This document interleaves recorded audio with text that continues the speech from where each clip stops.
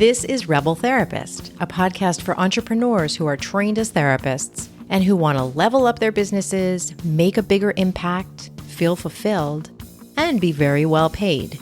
I'm your host, Annie Schusler. Hey, my friend. I'm going to talk to you about what happens and what does it mean when your program doesn't fill. We're talking about a new program, a pilot program, or sometimes called a beta program that you put out there.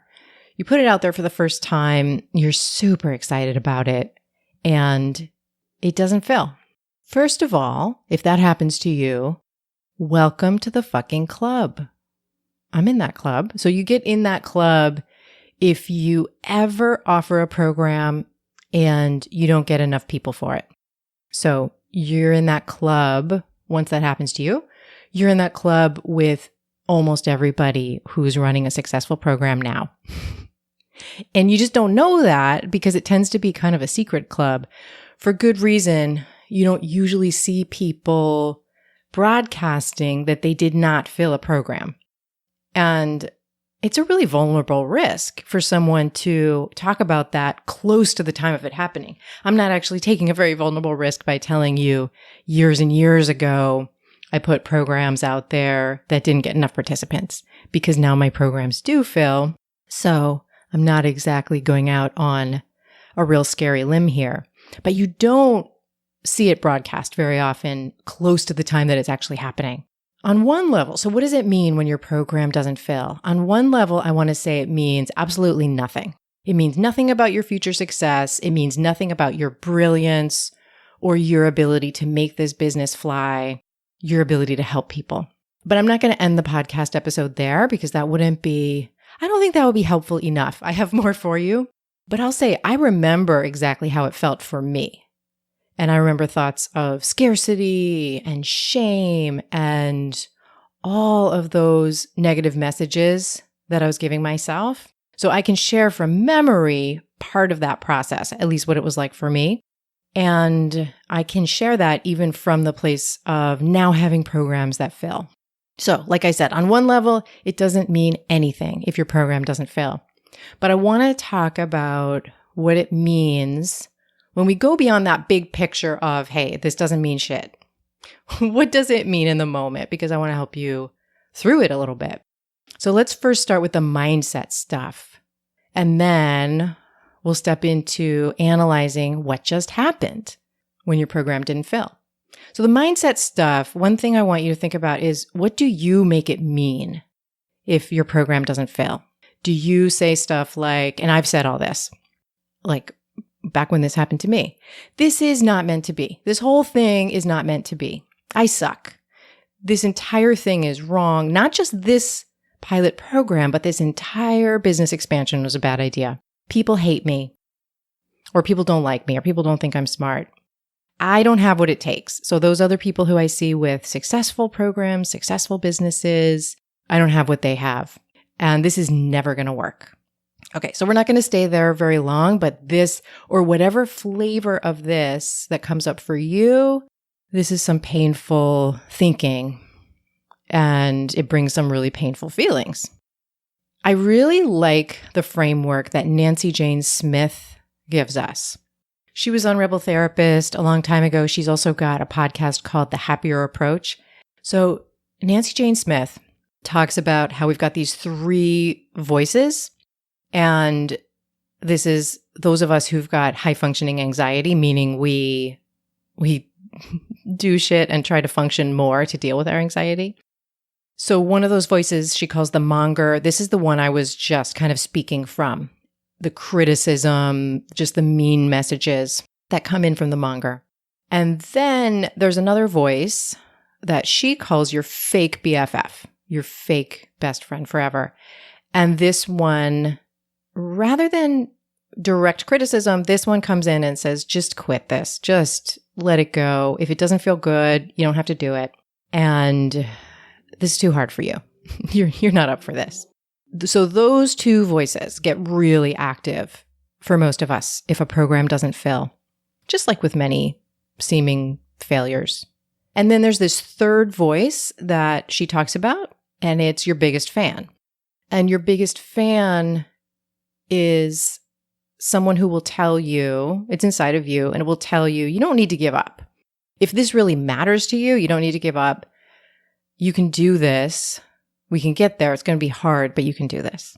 And I always remind people, as Nancy Jane Smith would remind people, only you can know which voice is speaking.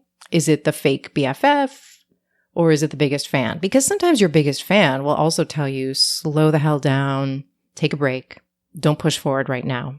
But your biggest fan, if it's something that really matters to you, will also ask you to get back up again with loving kindness, get back up again and keep going. So on a mindset level, I think our job is to slow down and tune in to the biggest fan. And it might take a minute. So give yourself a moment, give yourself a week, give yourself the time that you really need to let this move through your body. Let this, what you're going to want to think of as a failure, let it move through your body, let it move through your system. Slow down, relax, tune into your biggest fan. And if your biggest fan is still knowing, this is really important to me, I want to do this, then get back into it. And when you're ready, you can analyze what just happened. So not just from a mindset point of view, but from a business strategy point of view. So let's get into that.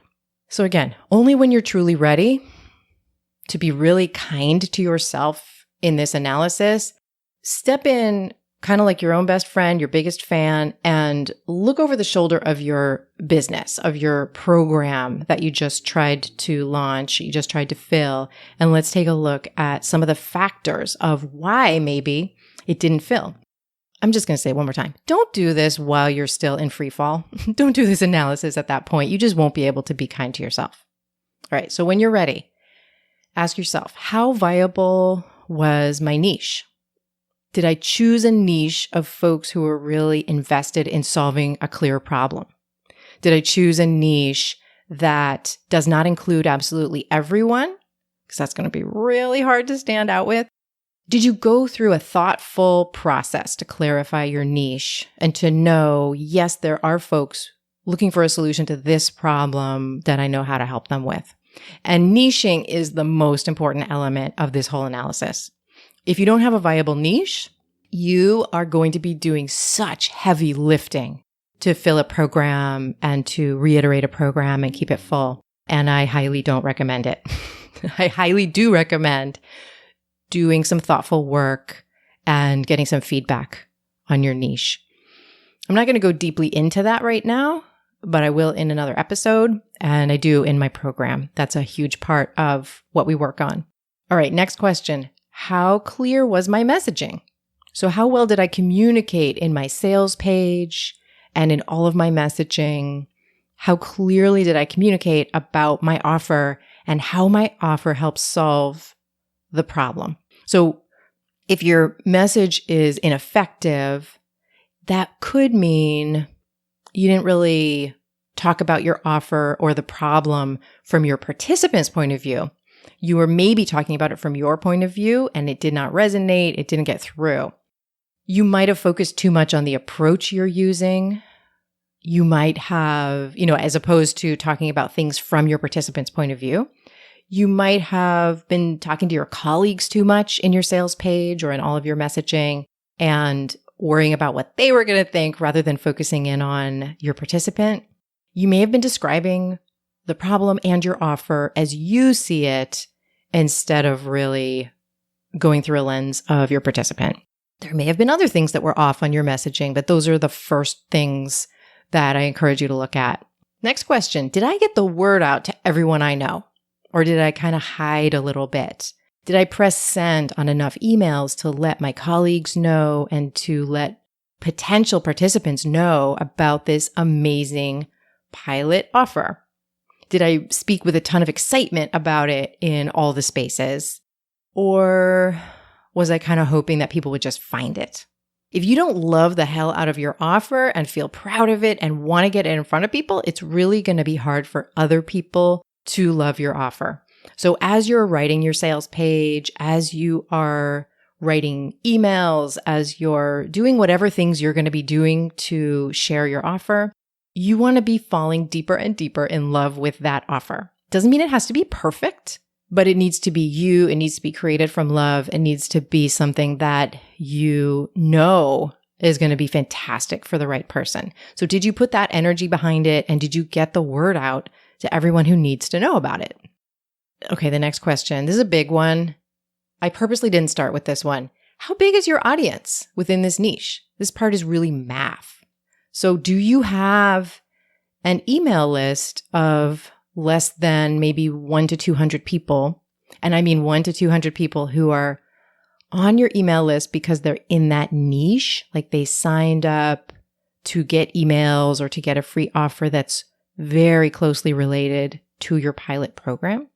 Okay, so before you get to 1 to 200 people on your email list, you might still fill a small group program. It happens all the time with the people I work with. I mean, it happens some of the time, I should say, with the people that I work with. If you have a reputation among your colleagues or people know about your work, but you just don't have a big email list yet, and you have enough people to invite or to get referrals from, you might fill a small group program right away, but you might not. And some people would say, many experts would say that 100 to 200 on your email list is way too small for a group offer. But I know I started filling small groups at that point in my journey, and I know some of my clients do that too.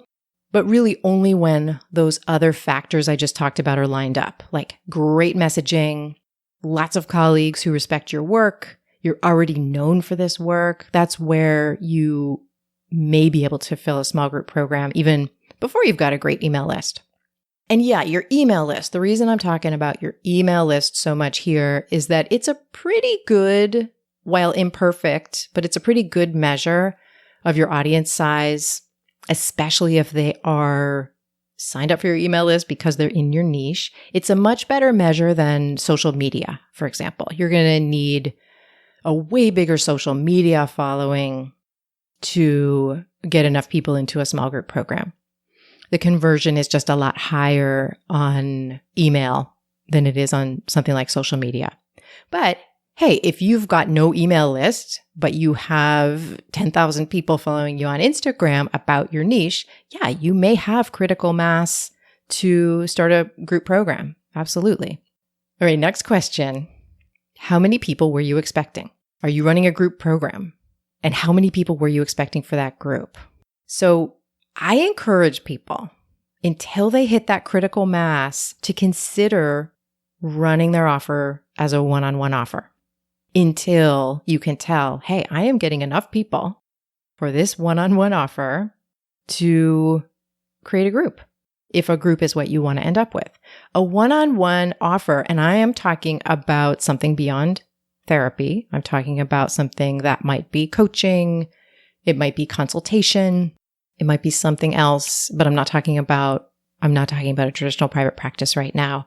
A one-on-one offer that you have created to be replicable, to be something with a structure that can become a group process or can stay a one-on-one process, but it's something with a replicable structure that can be really profitable. And if that's your jam, that's a beautiful business model on its own, like having a structured one-on-one offer.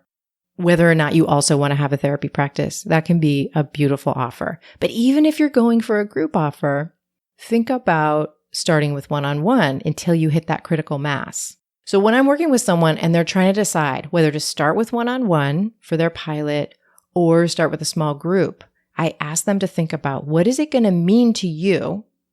Like, yeah, let's look through all the factors. Let's work through this whole curriculum.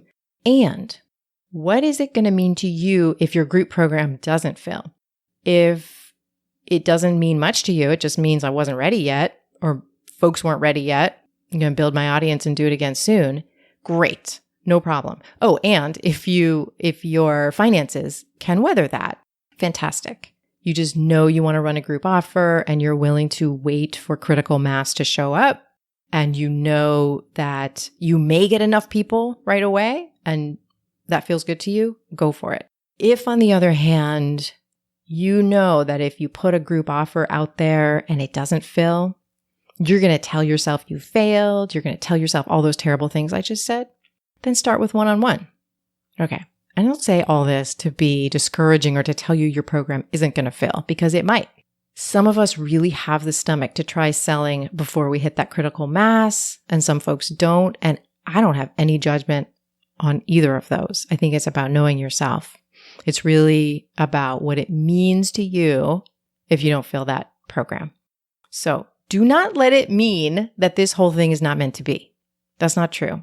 Walk through that disappointment and that sadness and that heat in your body and all those things that happen, and know that you're in a really cool club of people who were willing to put themselves out there in this particular way before they knew for sure that their program would fail.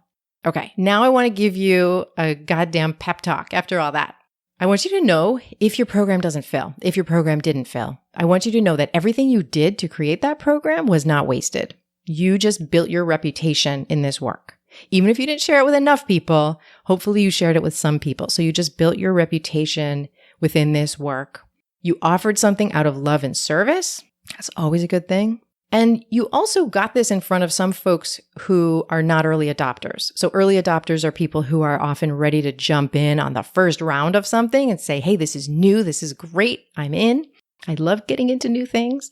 But there's also a group of people who need to see you offering something a few times. So by offering your pilot, whether or not it filled, you got those later adopters to see what you're up to.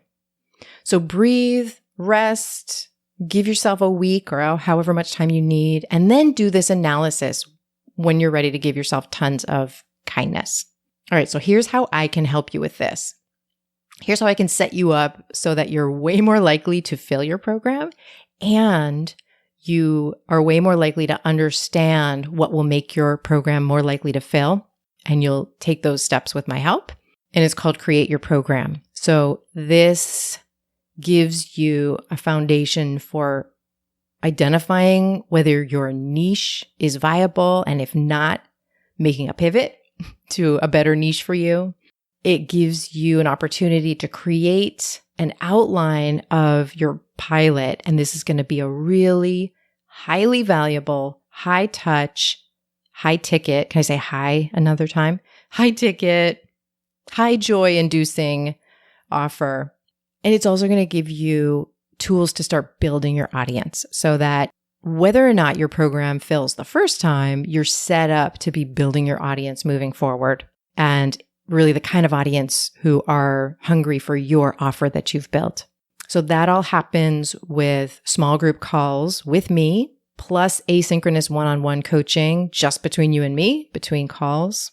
You also get a Q&A with a legal expert, because I'm not a legal expert, but you often have questions about how to expand beyond private practice and do it ethically and do it legally.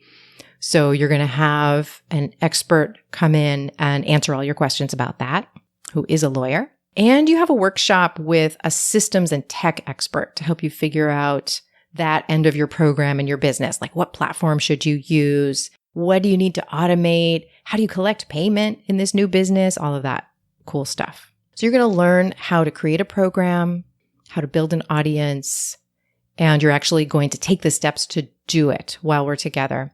You're also going to learn how to think about your business beyond private practice. So during this process of Create Your Program, you have me on the side of your biggest fan. So I'm not very susceptible to your critical voice or even to your fake best friend that we were talking about, because I can see what you're moving towards. And so I'm here to help you. Besides helping you learn all this stuff, I'm here to help you feel calm and have perspective while you work through the process. So if you're listening to this as the episode comes out, your last chance to get into Create Your Program during 2021 is right now. The deadline to register is Wednesday, November 3rd. So right away.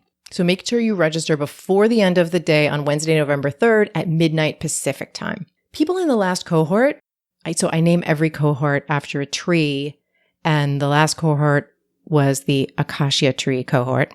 The next one is going to be the fig tree cohort.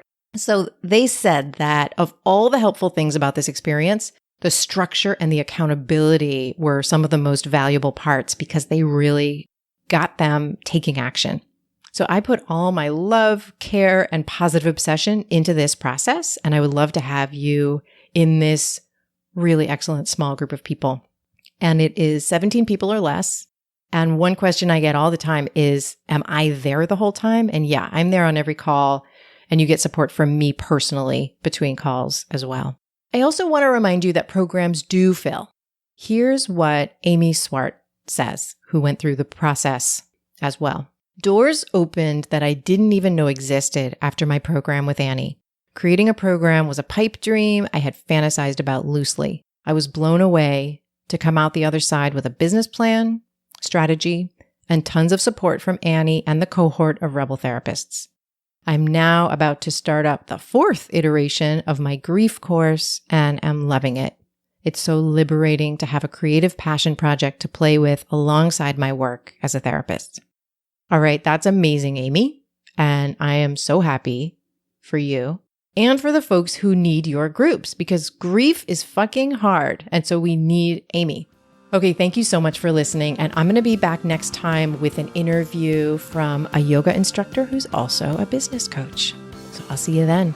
Oh, and if this episode was supportive to you, please share it with another healer who perhaps has not filled a program or perhaps is afraid that they're not going to fill a program.